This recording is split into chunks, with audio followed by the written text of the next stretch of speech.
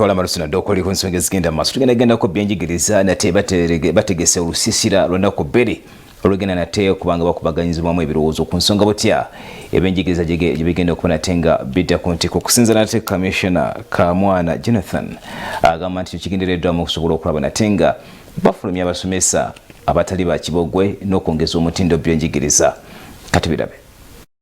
Amyuka omubaka President atuula empigi Titwe Road Kagaaga alangiridde olutalo ku bassentebe ab'ebyalo okwetoola mpigi yonna abagufudde omugano okwekobaana ne bakayungirizi b'ettaka okusengula abantu ababalonda. Kitandikira kumwe bakyamene baffe n'akamala kutonda wano mu mpigi naye nezembadde badde mu nsonga z'amataka ekizibu kibaawa kyamene baffe ngenda bagulawo olutalo muri untouchable bwebayita mu lukiiko tebagala kujja tugenda bakwata.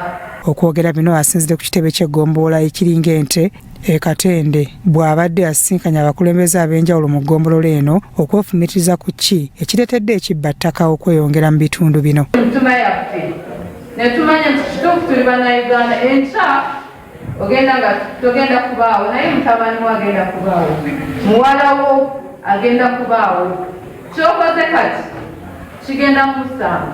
Bassentebe betwogeddeko nabo bakkiriza nti waliwo bannaabwe abeenyigira mu mivuyo gino wadde nga n'abakola emirimu gyabwe mu bwesimbu bwe bali. Ekyo kyo wekireera mu bitundu ebimu tukiraba naye ffe mu kitundu ekyaffe tulina enjogera egamba nti poliisi terina ttaka era ffe senga omuntu yenna aba yeekubidde endulu mu bakulembeze tulwana nnyo okulaba nti tumuwa ekituufu ky'aba alina okuba ng'akola ki ng'ayambibwa era n'avaayo ng'afunye ekituufu. Naye sijja kugamba nti ffenna bakyamaani tuli balungi butuufu waliyo abakyamu naye nga ebyo byonna poliisi nayo ebiteekamu nnyo omukono nebuzaabuza abantu eyo ku ttaka neyingira mu mirimu egitali gyayo era poliisi etandise kati mu ggombolola ekiyaffe ekiringa ente eno ejja abantu ebawe security okukola endagaano ekitali kituufu.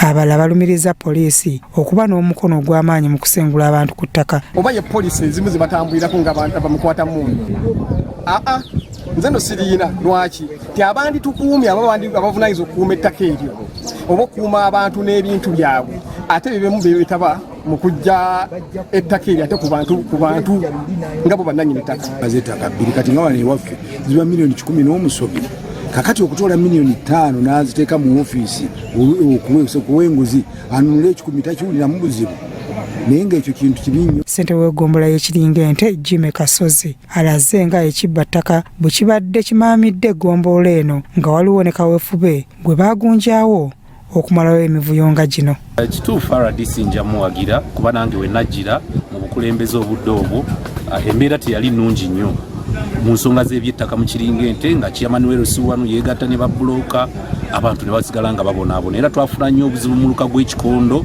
gwalimu nnyo ensonga ezo paka ng'eggombolola we twavaayo ne tukola amateeka.